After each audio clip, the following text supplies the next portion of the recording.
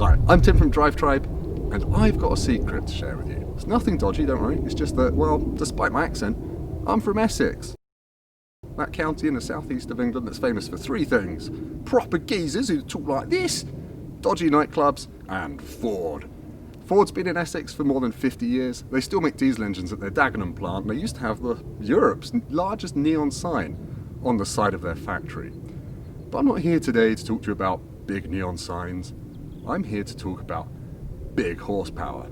This, as you've probably guessed, because you're not stupid, is a Ford Focus RS. As standard, it's got a 2.3 litre engine, 4 cylinders, and 345 horsepower. This one has been to Essex-based tuning division Mountune to get a bit more power. I say a bit. It's got 520 horsepower in a family hatchback. That's ludicrous. Thing is, between you and me, I think the Ford Focus RS, although it's not on sale anymore, could be the Godzilla of our generation. You know, the R34 Skyline that tuners take from 300-ish horsepower to silly levels. And this, I think, is the first step on that journey. And it's got flies as well. Flies for power. Power flies. Nice. So, how did the guys at Mountune get 520 horsepower out of the Focus RS? Let me show you. The big power increase comes from a big fat new turbo wedged somewhere down there. It's made by Borg Warner and it's got dual row ceramic bearings, which sounds like something you'd use in art class or if you're into your blind baking. But what that means is that it spins up more quickly than big turbos normally would, so you don't get the turbo lag normally associated with such massive power increases. Yeah, what else has changed? Pretty much everything. So you've got forged internals, you've got a new valve train, you've got new camshafts, you've got a new fuel pump down there, a crossover pipe, a new airbox. Basically it's all new, which is why it costs quite a bit. £16,000 for this modification, but 16 grand for 520 horsepower, four-wheel drive. Yeah, I think that's a bit of a bargain.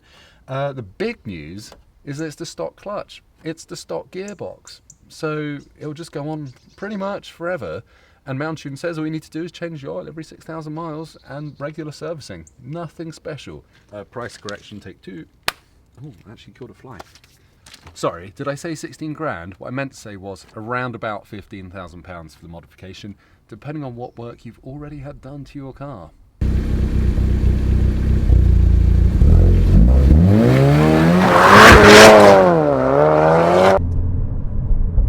So what is it like to drive? It's really fast. Yep.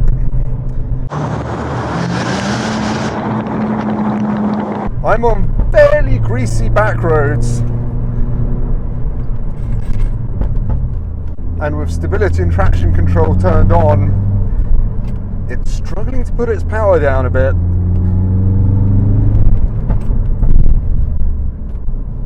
Oh, you accelerate and you just get this massive whoosh from under the bonnet as that giant turbo spools up and sucks in air to fire into the engine and then fire you down the road. It's very, very quick.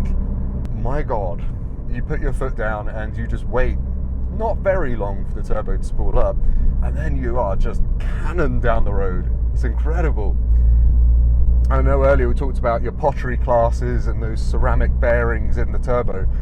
That you do feel in a way, because although it's a massive turbo, having a massive turbo normally means waiting for ages between putting your foot down and the turbo waking up and getting up to enough speed to really do its job.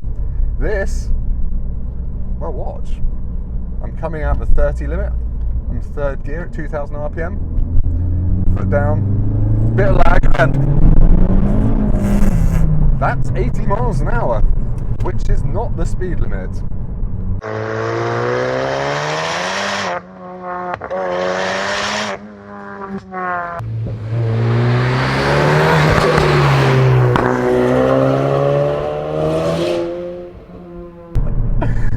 This has got an aftermarket titanium exhaust from Mountune on it as well, and you get the most ridiculous rally style pops and bangs out the back.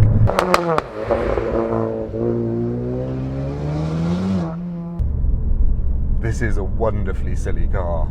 You know, with lots of modded cars with new turbos, you usually get a load of turbo lag, which makes it really tricky to drive on the road. You get a big spike of torque, which can wreck your clutch and gearbox, and it makes it feel fast, but in one big chunk, and you just spin your wheels and you don't go anywhere.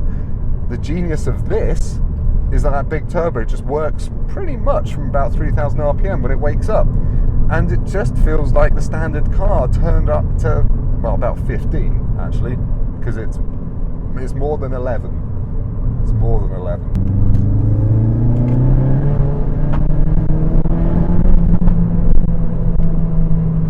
That was an overtake.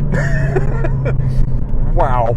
That was, yeah, third gear, dawdler doing 40 in a 60 limit, and he's gone. Just gone.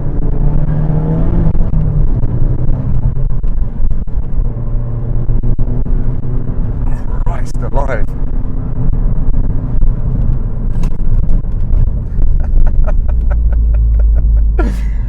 Oh my days, this is one very silly car.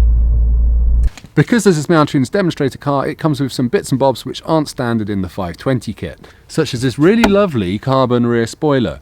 And it is a spoiler, not a wing, because I can't fit my head under it, so it's not a wing. It's got the same four-wheel drive system as the standard Focus RS. What that means is actually most of the power does go to the front, despite all that drift mode nonsense. And what that means is that the front wheels spin up under power. So actually it feels quite safe to bury your foot. You're not scared about going sideways at an inopportune moment. Shit, the It's so fun. It's so fun. Wow, okay. But what it isn't, is not intimidating. Third gear's outrageous. However, the way it delivers its power is genuinely usable. Third gear overtakes in the wet. In something like a Civic Type R, you'd be in wheel spin hell for most of that. But this just fires down the road. Unbelievable. Unbelievable levels of traction. Yes, there's torque steer. But you know, it kind of makes it exciting. Oh my days, Essex, you've done me proud. You have done me proud. Mountune's really taken Ford's magic and just added to it, and they've not made it worse. I think the only measure by which the normal Focus RS is better than this is probably fuel economy. Yes, I've been told that this will get about 160 miles to a tank of fuel because it's got that new fuel pump which is just chucking fuel into the engine to cope with the demands of the turbo.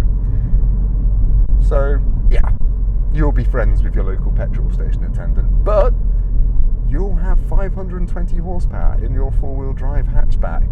And, you know, I never thought we would live in an age when that's true.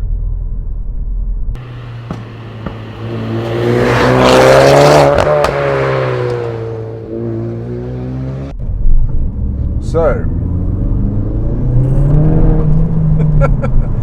that doesn't get boring.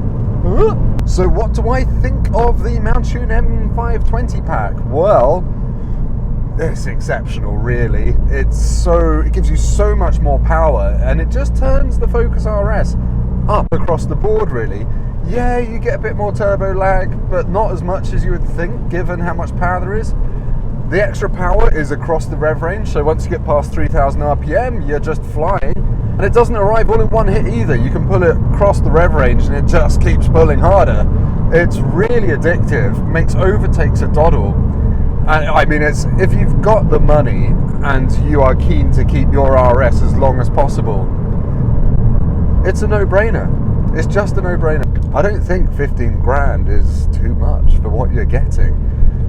Even if you're coming into it not with an RS, that's 24 grand for a Focus RS with 30,000 miles, and then add the money for the kit and you're still under 40 grand probably. So yeah, I don't think you get the sort of performance for that unless you're going, you know, you could get an Audi RS3 and do a similar thing, but then you lose Ford's chassis magic. Audi is much more of a planted, less fun thing, than the Focus RS, which will kind of wag its tail when you want it to and generally hoon about like an Essex boy. Yeah, well done Mountune, because the downsides that Mountune have added, the only real one is fuel economy. Everything else is just same as a Focus RS. The turning circle is still crap, just like a Focus RS. The seat is still a bit too hard, standard for a Focus RS. Yeah, really, really convincing package. I've had a huge amount of fun, despite the weather. So thank you for watching. Like and subscribe if you've enjoyed this, and go to our YouTube channel and click the bell icon to be notified when people far more interesting than me post videos. Thank you for watching. That's lag. Shit. So fast. Look, I told you I was from Essex.